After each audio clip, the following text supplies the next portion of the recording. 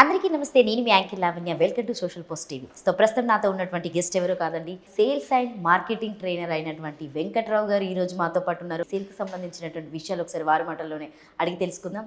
Sir నమస్తే. Sir నమస్తే అండి. ఎలా ఉన్నారు సార్? బాగున్నాను మేడం.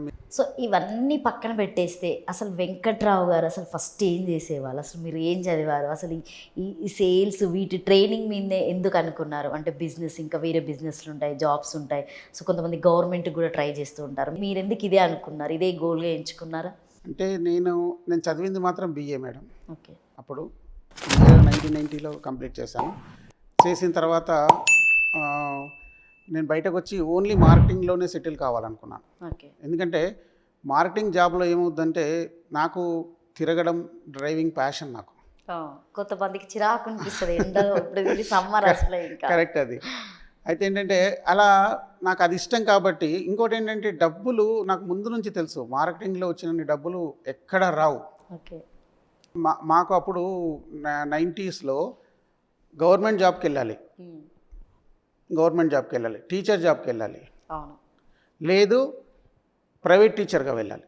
గవర్నమెంట్ టీచర్గా గవర్నమెంట్ జాబ్స్కి వెళ్ళాలి, లేదంటే ప్రైవేట్ టీచర్స్కి వెళ్ళాలి, లేదు ఇంకా వెళ్ళాలంటే మళ్ళీ సేల్స్కి, మార్కెటింగ్ సైడ్ రావాలి. అప్పుడు గవర్నమెంట్ ఎంప్లాయీ శాలరీ 910 ఎంతో, బేసిక్ ఎంతో ఉండేది మేడం. అది 900 రూపీస్ గవర్నమెంట్ శాలరీ ఉండేది అప్పుడు 90స్లో. అయితే అదే టైంలో మార్కెటింగ్లో కంపెనీస్ 1800 రూపీస్, 2500 రూపీస్ పే చేసాయి. అప్పుడు నేను ఫార్మాలోకి వచ్చాను. నేను యాక్చువల్గా BA చదివిన తర్వాత ఫార్మాలోకి రావడానికి చాలా కష్టపడ్డాను. ఎందుకంటే ఫార్మాలో ఓన్లీ అప్పుడంతా సైన్స్ గ్రాడ్యుయేట్స్ని తీసుకునేవాళ్ళు, సైన్స్తో కంప్లీట్ చేసిన వాళ్ళని ఫార్మాలో తీసుకునేవాళ్ళు, మెడికల్ కంపెనీస్ రిప్రజెంటేటివ్గా. నేను BA చేశాను కాబట్టి నన్ను చాలా రిజెక్షన్స్ వచ్చాయి. తర్వాత నన్ను తీసుకున్నారు, ఒక చిన్న కంపెనీలో తీసుకున్నారు. తీసుకున్న తర్వాత నేను ఇంకా నన్ను నేను ప్రూవ్ చేయాలనుకున్నాను. ఎందుకంటే చేశారా గోదావరికంలోనే లేకపోతే? లేదు మేడం, నేను చేసింది నిజామాబాద్. నిజామాబాద్ తర్వాత నేను భీమవరం వెళ్ళాను. భీమవరం తర్వాత కాకినాడ తర్వాత వైజాగ్, అన్ని తిరిగేసారు. వైజాగ్ నుంచి బ్యాక్ హైదరాబాద్ వచ్చాను.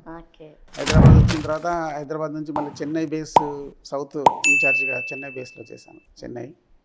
దాని తర్వాత ఇప్పుడు లాస్ట్ ఇంకా రిటైర్మెంట్ అనుకొని కరీంనగర్కి వెళ్ళాను. కరీంనగర్ కూడా ఎందుకు వెళ్ళానంటే, ఒక కంపెనీకి కన్సల్టెంట్కి వెళ్తే వాళ్ళు కరీంనగర్ బేస్ అన్నారు. మీరు కరీంనగర్ బేస్లో ఉంటే మేము మిమ్మల్ని కన్సల్టెంట్గా తీసుకుంటామంటే సరే. అప్పటికి నాకు ఆల్మోస్ట్ 30 years ఎక్స్పీరియన్స్, అంతా 25-30 years ఎక్స్పీరియన్స్ ఉంది. నేను కన్సల్టెంట్గా అంటే ఓకే అని, నేను అంటే ఆన్ రోల్స్ ఉండనని చెప్పాను. ఇంకా ఆన్ రోల్స్ అంటే ఏంటంటే రోజు మార్నింగ్ లేచి వాళ్ళకి గుడ్ మార్నింగ్లు, గుడ్ ఈవినింగ్లు చెప్పాలి, డైలీ వాళ్ళకి రిపోర్ట్స్ పంపాలి, నేను ఎక్కడ పోయాని చెప్పాలి. ఇది ఇంకా అయిపోయింది, ఇంకా నాకు ఇంకా ఇది అవసరం లేదని నేను కన్సల్టెంట్గా వెళ్తానంటే కరీంనగర్ ఉంది అంటే సరే కరీంనగర్ వెళ్ళాను. 2013లో వెళ్ళాను మేడం కరీంనగర్. 2013 నుంచి కరీంనగర్లోనే ఉన్నాను. అక్కడే ఇంకా సో బెస్ట్ కాంప్లిమెంట్ ఏమొచ్చింది మీకు మీ మార్కెటింగ్లో ఇన్ని సంవత్సరాలు చేసినటువంటి దానికి? అంటే నాకు కంపెనీ సైడ్ నుంచి చాలా వచ్చాయి. అంటే నాకు వాటిని ఏమంటారంటే ఇన్సెంటివ్స్ అంటారు. ఇన్సెంటివ్స్ వచ్చాయి చాలా. నేను చేసిన ఫస్ట్ కంపెనీ, నేను నిజామాబాద్లో చేసిన కంపెనీకి నేను ఇచ్చిన సేల్ ఎవరు ఇవ్వలేకపోయారు. నేను కంపెనీ నుంచి వెళ్ళిపోయిన తర్వాత కంపెనీ ఆల్మోస్ట్ వాళ్ళు 2 రిప్రజెంటేటివ్స్ని మార్చింది. అంటే ఒకరిని తీసుకున్న తర్వాత అక్కడ సేల్ రాలేదు. మళ్ళీ సెకండ్ పర్సన్ తీసుకున్నారు, సెకండ్ పర్సన్కి కూడా ఇంకా సేల్ రాకుంటే కంపెనీ ఆ టెరిటరీ క్లోజ్ చేస్తుంది. ఇంకా మళ్ళీ అక్కడ ఆపరేట్ చేయలేదు ఆ కంపెనీ. ఎందుకంటే నేను ఇచ్చినంత సేల్ అక్కడ ఇవ్వలేకపోయారు ఎవరు కూడా. అంటే మీరు అంతా కష్టపడ్డారు ఆ టైంలోనే? కష్టపడ్డాం కాదు మేడం, ఇష్టపడ్డాను. కష్టపడితే రాదు, ఇష్టపడితేనే వస్తుంది. ఎట్లా డీల్ చేస్తారు? ఇప్పుడు నేను ఒక కస్టమర్, నాకు ఒక వస్తువు మీరు అమ్మాలనుకుంటున్నాను. నేను డాక్టర్స్తో డీల్ చేసేవాడిని. అంటే ఫార్మా కదా, రిప్రజెంటేటివ్ అంటే డాక్టర్స్ని కలిసేవాళ్ళం.